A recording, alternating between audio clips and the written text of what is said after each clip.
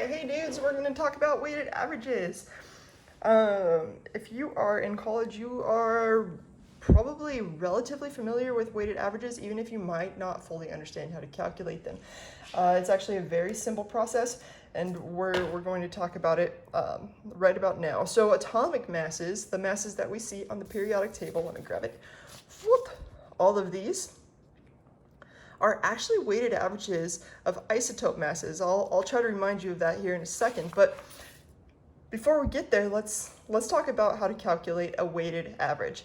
Again, your grade is a weighted average, so you can look on your syllabus. In fact, all syllabuses have usually a weighted percent. I say syllabuses because it's syllabus is Greek, so the plural of a Greek word is us's. As opposed to syllabi, which would tell you that syllabus is Latin. It is relatively argued, but I think there's more evidence in favor of syllabuses. So when you hear somebody say syllabi, you can be like, huh, it's actually syllabuses. So with that out of the way, because that's an important point in your life, let's move on. So if you have a class that has the following weighted averages, so for example, you look on the syllabus and you find that homework is 15%, exams are 65%, final exam is 20%, and your grade right here, your respective grade, is 176, and usually people do about 10% worse on their final exam than they do their regular exam average. So let's say you get a 66% on your final exam. You can calculate your grade from this information. So here is step number one. For calculating a weighted percent. You first look at the percents that added up to 100. So that'd be this plus this plus this. Let's see, that's 85, 95, 100, just making sure it equals 100. And the first thing you do is you actually turn those things that turn into 100 into decimal percents. To do that, there's a few ways you can think about it. You can think about it by dividing by 100. I like to think about it as just moving the decimal place 2 times. So I'd move the decimal place, boom, boom, and my homework over here is now 0.15 would be my decimal percent. Do the same for exams, move it, boom, boom, 2 times, would be 0.65, and the same for a final exam, 0.20. Again, moving the decimal place 2 times or dividing it by 100. Now your grade, and you could double check to make sure all these should add up to 1 when you're done. Now your grade here on the exam was 100. Your grade, or on the homework, was 100. On the exam was a 76, and on your final exam you got a 66. And I want to know your final grade. Well, what we're going to do is we're going to take each decimal percent and we're going to multiply it by the respective grade. In other words, we're saying, hey, what's 15% of 100? 15% of 100 is 15. Hey, what's 65% of 76? So I'll take 0.65 times 76, and I get 49.4. And then my final exam, I take 0.2 times 66, and I get 13.2. In other words, from your homework, you got 15 points. From your exam, you got 49.4 points. And from your final exam, you got 13.2. To figure out your overall grade, you simply add those up. And it's that straightforward how to calculate a weighted average. So I'm going to take 15 plus 13.2 plus the 49.4. And I get a 77.6%. Now each of these should have had 2 sig figs, so when I add them, even though I keep those extra decimals, my final answer, I only really know to the ones place. So my final answer is a 78. So your grade is a 78%, and woohoo, you almost got a B. You were so close. So good job. All right, now atomic masses act exactly the same way. Let's think about isotopes. So in a problem that you're about to have, there are, we're going to talk about chlorine. Now chlorine, if we filled a balloon with chlorine, even though it's diatomic chlorine, we'll just pretend it's full of chlorine atoms.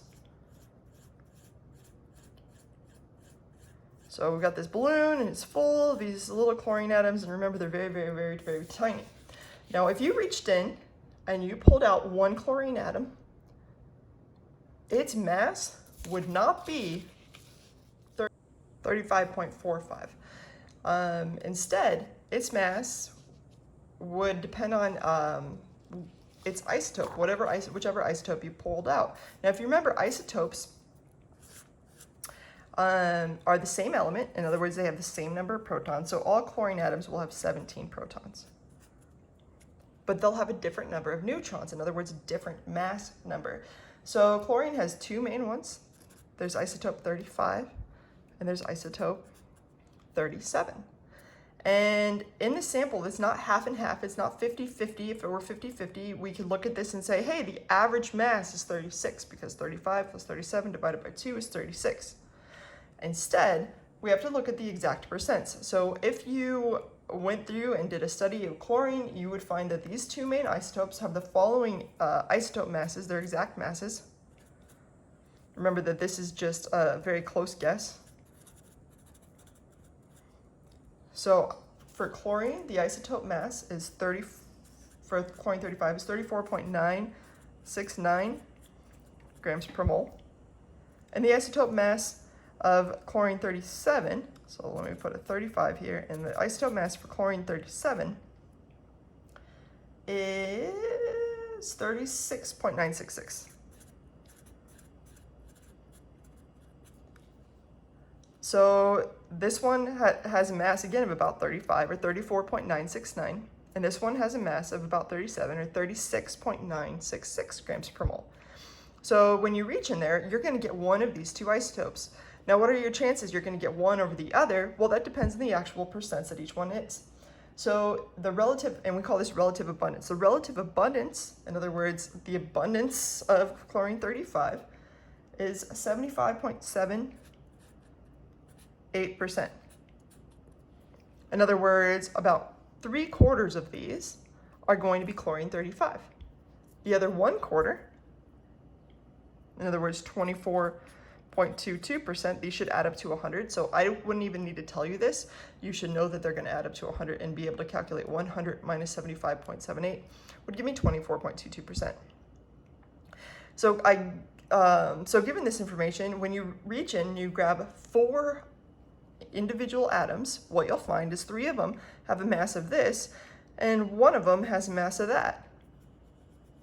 Because about 1/4 are 37, and about 3/4 are 35. So if I say, cool, we know that some of them weigh 34.96 and some of them weigh 37, what's the overall mass of chlorine? Well, for that, we'd have to do a weighted average, and that's why we did it up here. You can guess the mass already because we know, are there more 35s or more 37s? There's more chlorine 35s. So we know that the mass is going to be closer to 35 than it is to 37. And you could even, if you really love math, you can even break it down further and say that you know it's going to be close to 35.5 just based on this math right here, that 3/4 of them are 35 and 1/4 is 37. So now let's go ahead and actually calculate the mass. That's what the next question is. It says, calculate the atomic mass of chlorine. It says the mass of chlorine 35 is 34.969 grams per mole. That of 37 is 36.966 grams per mole. I give you the relative abundance. The first one is 75.78%. And the next one's 24.22%. Again, you should have been able to figure this one out given this one. And now I say, what is the overall atomic mass? Well, the process is exactly the same as when we calculated your grade. You took the things that added up to 100 and you put them into decimal percent form. So we're going to move this decimal place over 2 times and we get 0. And this percent goes away, 0.7578. I'm going to rewrite it here just in case there's any confusion. 0.7578. And over here we do the same, move it 2 times over. We get 0.2422. So I'll cross these out so we don't get confused. And now all you do is multiply each one by its respective percent. And then we'll add them up. So let's go ahead and do that. We have 34.969 times 0.7578, and I get an answer of 26.4995. I'm going a little crazy with the decimals here. 36.966 times 0.2422. I get an answer of 8.95317. And now if I just add these two, I'm just keeping the numbers in the calculator so they won't add up perfectly here. So now if I take this one, the first one, plus this one, so I add this plus this, I get an answer of 35.4527. Now let's talk sig figs here. Here we multiplied it by something with 4 sig figs and 4 sig figs, so this one we knew 4, this one we knew 4. When you add, you look at precision, so we know that this one went to the hundredths place and this one went to the thousandths place. Hold on, my dog. Dookie! There's somebody outside. Okay, so this one went to the hundredths place and this one went to the thousandths place. The one that's least precise is the hundredths place.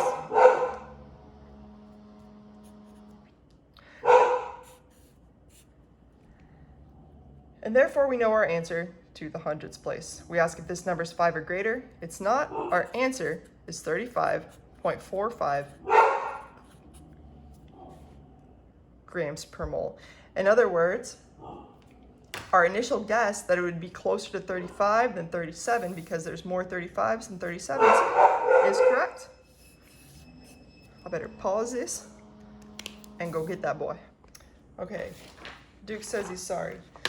So I hope you can forgive him and me. I don't have much of an office these days to close the door or anything. So, all right.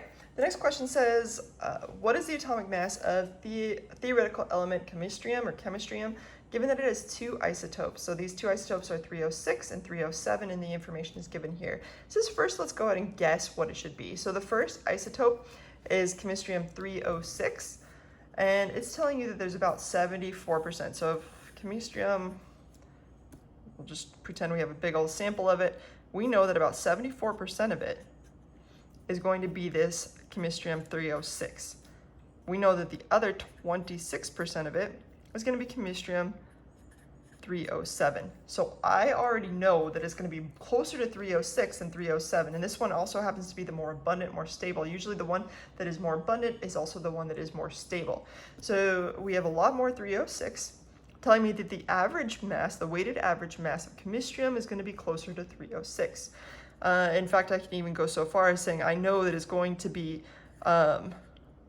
greater than 306.0. So let's do this. X is going to be greater than 306.0, but less than 306.5. So you already have an idea that it's going to be somewhere in there. All right, so it says now let's go ahead and find it. Well, nothing's changed. We know that we need to take the percent abundance and multiply it by the mass. This is mass in AMU, that's atomic mass units. It's equivalent numerically to grams per mole.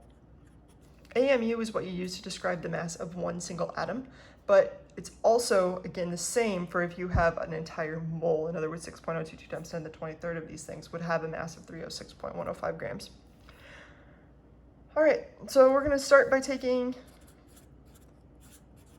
each isotope and multiplying it by its percent abundance, but in decimal percent form. In other words, we're finding what 74.12% of 306.15 is. We'll do the same for chemistrium 307. Oops, that's a 7.069 times 0.2588. Again, these two should be adding up to 1 just to make sure. And we'll go ahead and multiply them by each other. Okay, so I have 306.105 times 0.7412. And here I get an answer of 226.885 grams per mole. I do the same for the next one, 307.069 times 0.2588. And I get an answer of 79.4695 grams per mole. I'm going to keep these numbers that are in my calculator still in there, so I'll use some extra decimals. I might have a slightly different number than you get if you add those up. So I take that plus that one, and overall when I add them up, I get an answer of 306.3545. And that number should make sense because, again, we knew it was going to be somewhere between these two. Let's go ahead and look at sig figs because that's an important part of this process too. Here we have something with 4 sig figs. This one had 6, 6, and 4. So this one should have 4. We underline 4. Same thing with here. We underline 4. And once you've underlined, now you figured out how many sig figs it has, but the next step is to add. When you add, you look at precision. This underline goes to the tenths place here, and this underline goes to the hundredths place here. What's the closest to the left, what's the least precise? That's going to be the tenths place, and that's why I know this answer can only go to the tenths place. So I underline that. Ask if the number next to it is 5 or greater. It is, so you're going to round up, and I get an answer of 306.4 grams per mole. In other words, if this were an actual element, the mass that would be on the periodic table, the atomic mass, would be 306.4. All right, so hopefully that's making sense. If not, go back and watch that a few times because now we're going to go backwards. This problem should seem like it's a little light, almost like it might be missing some information, but it's not. All the information you need is here as long as you have a periodic table. Copper has 2 main isotopes, copper 63 and copper 65. It says find the mass of isotope 65. So this is going to be some kind of X. We don't know it. If isotope 63, oh, that makes no sense. I'll have to change those around. That's 63 and that's 65. So this is no longer our X. Find the mass of isotope 63. So that's this one. If isotope 65 has a mass of 64.928 grams per mole, and an abundance of 0.3083 decimal percent. So right away, I'm going straight for the throat, and I'm sorry that's messed up. In your paper, it won't be. Okay, so now we don't know this. What other information do we know? Well, we know that so far we've been taking this times that and that times this and adding them up to get an atomic mass, right? Do we know any other information here? Well, we do know that if this is 30.83%, this one must be something else in order to add up to 100. So I can take 100, let me rewrite it, 100 minus 30.83 should give me 69.17, but let's make sure. 100 minus 30.83 gives me 69.17%, or 0.6917 decimal percent. Okay, so that's cool. So now we know this decimal percent just because we had this one. We're still trying to solve for the isotope mass here of this one. What other information do we know? Well, again, we know that we multiply these together, we add them up, and we get this number. What is this number? Oh yeah, that's the atomic mass. Where does the atomic mass come from? The periodic table. So we can look for copper and see it at 63.546. So in other words, the weighted averages of these give you this one, and that's grams per mole. Now we can solve for this because we know that some X times 0.6917 plus 64.928 times 0.3083 adds up to give me 63.546. Essentially, we just rewrote this, but a little prettier, a little more of an algebraic equation. Let's go through. We're going to keep track of sig figs, and we'll find the exact answer for this question. All right, so we got 64.928 times 0.3083. I'm going to do this portion first because my ultimate goal is to get x alone. I find that this is equal to 20.0173. When I multiply, I keep track of sig figs, so this should have 4 sig figs. And now what do? Let me rewrite the whole thing. We have x times 0.6917 plus this equals 63.546. Now we would subtract that from both sides, right? So I'm going to go ahead and subtract this 20.173.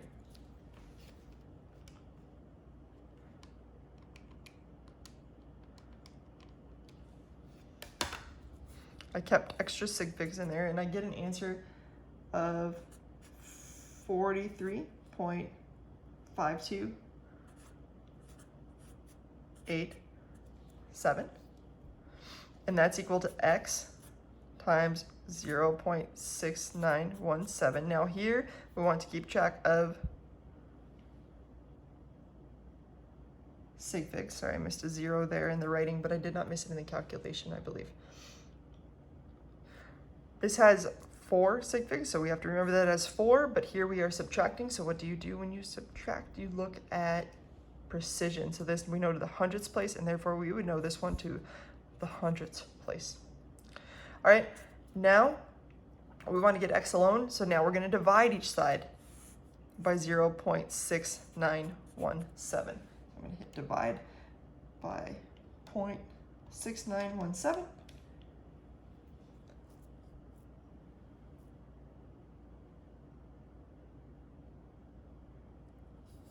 So I divided by 0.6917, and I find that x is equal to 62.93.